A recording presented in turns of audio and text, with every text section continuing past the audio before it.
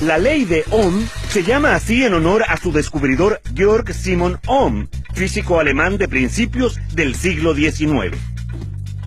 La ley de Ohm establece que la cantidad de corriente que pasa por un circuito es directamente proporcional al voltaje aplicado e inversamente proporcional a la resistencia del circuito. La ley de Ohm permite calcular la resistencia y el voltaje adecuados para cada circuito. La intensidad es igual al voltaje dividido por la resistencia. La resistencia es igual al voltaje dividido por la corriente. Y el voltaje es igual a la corriente multiplicada por la resistencia. La intensidad de corriente eléctrica corresponde a la cantidad de carga eléctrica que pasa por un punto de un conductor en un segundo. Se mide en amperes.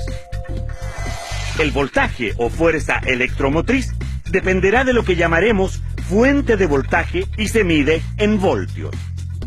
La resistencia que opone el conductor al flujo de corriente es lo que llamamos resistencia eléctrica. Se mide en ohmios. En un circuito de resistencia constante, la corriente y el voltaje son proporcionales.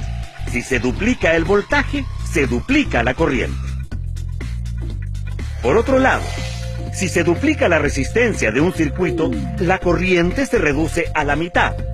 A mayor resistencia, menor corriente. La resistencia de un cable depende de su espesor, su longitud, de la conductividad del material del que está hecho